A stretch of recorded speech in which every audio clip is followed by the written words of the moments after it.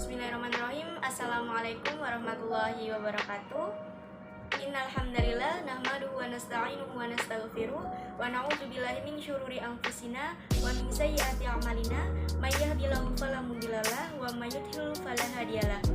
Asyhadu an la ilaha illallah wa asyhadu anna Muhammadan abduhu wa rasuluh la nabiyya ba'dah.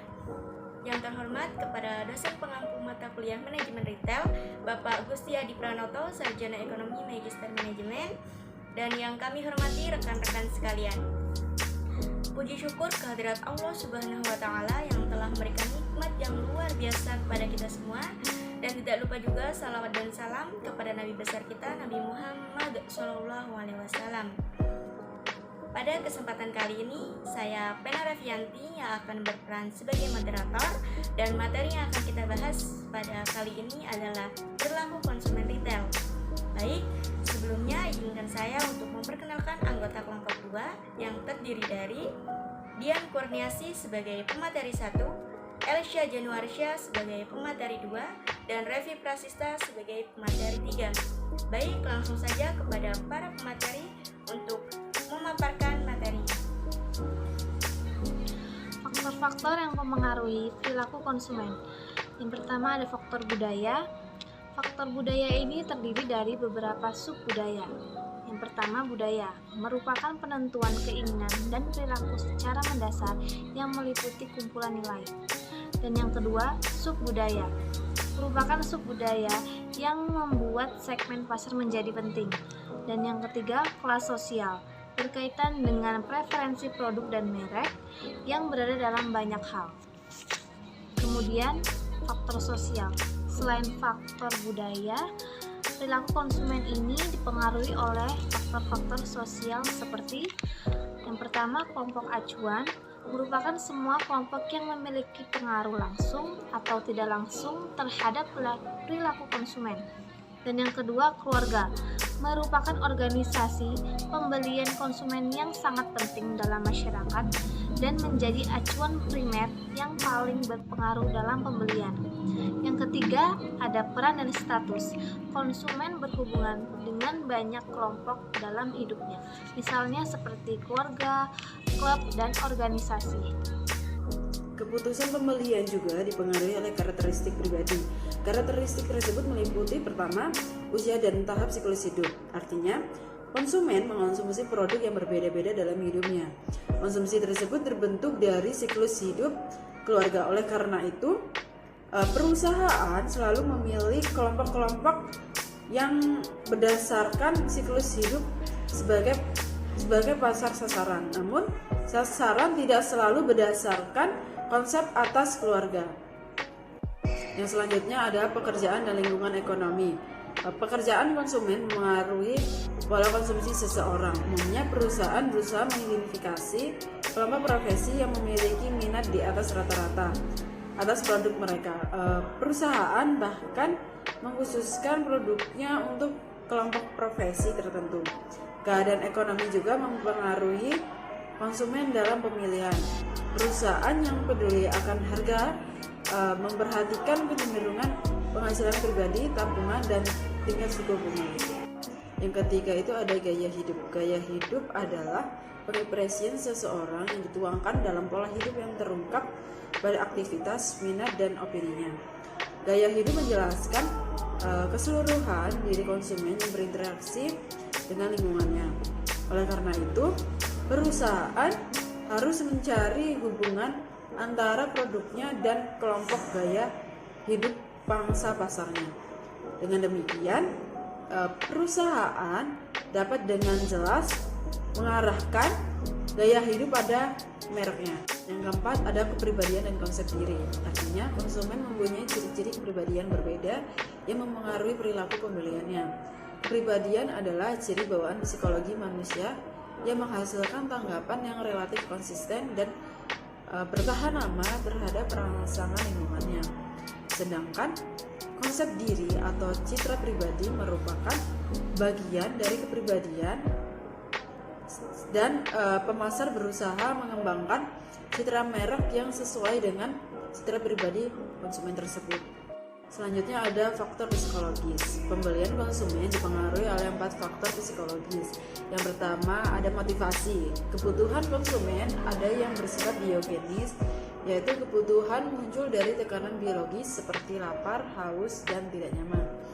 Sedangkan kebutuhan lainnya bersifat psikogenis, yaitu kebutuhan yang muncul dari tekanan psikologis, seperti kebutuhan akan pengakuan, penghargaan, atau rasa keanggotaan kelompok.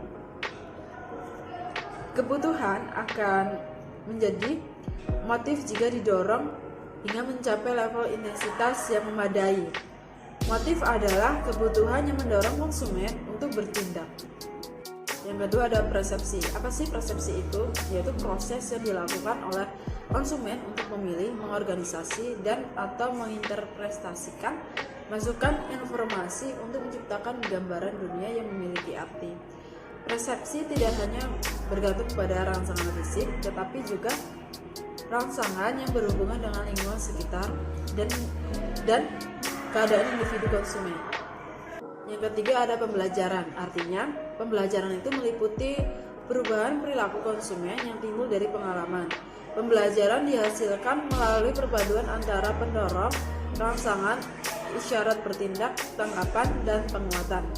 Teori pembelajaran mengajarkan para pemasar bahwa mereka dapat membangun permintaan atas sebuah produk dengan mengaitkannya pada dorongan atau motivasi dan memberikan penguatan yang positif.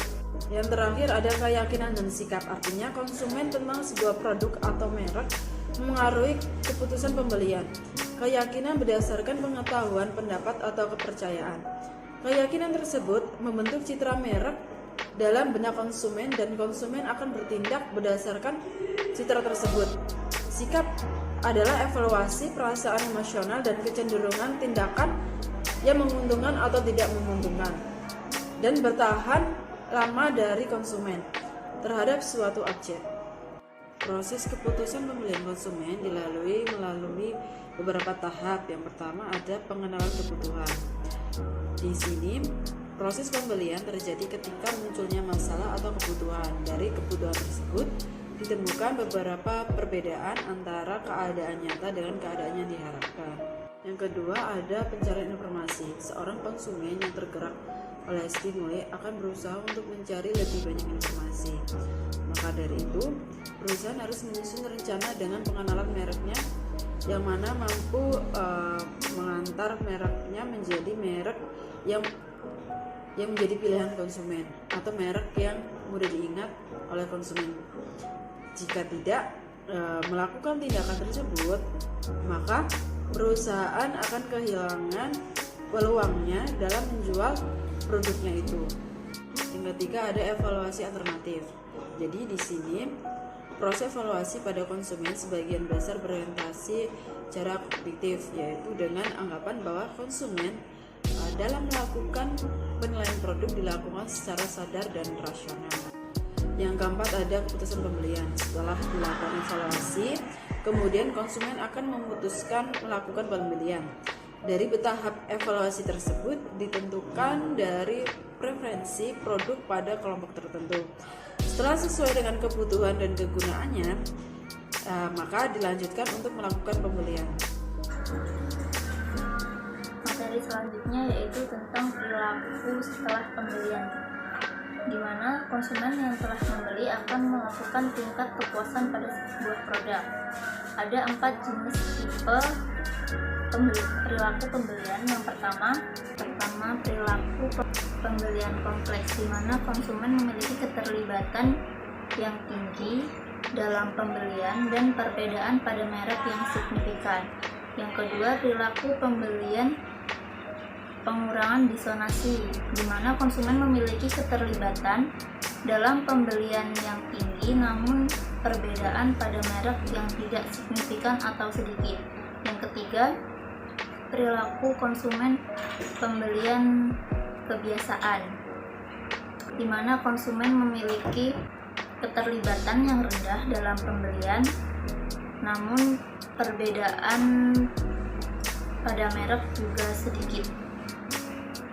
Yang terakhir, perilaku pembelian mencari keragaman, di mana konsumen memiliki keterlibatan yang rendah dalam pembelian, namun perbedaan pada merek yang sangat signifikan. Jadi dapat disimpulkan bahwa perilaku konsumen tidak bisa menjadi satu kesatuan yang tetap dan terus-menerus, tetapi hal itu akan terus berubah akibat dari penawaran yang diberikan oleh produsen. Perilaku konsumen saat melakukan pembelian produk ada dua tahapan. Yang pertama yaitu tahapan sebelum membeli produk, dan yang kedua adalah tahapan sesudah pembelian. Di sini ada 3 faktor yang mempengaruhi toko retail dapat maju. Di antaranya yaitu lokasi yang strategis, kedua yaitu harga yang bersahabat, dan yang ketiga adalah tata ruang yang menarik dan elegan. Konsumen sebagai manusia mempunyai kepribadian dalam menentukan pilihannya.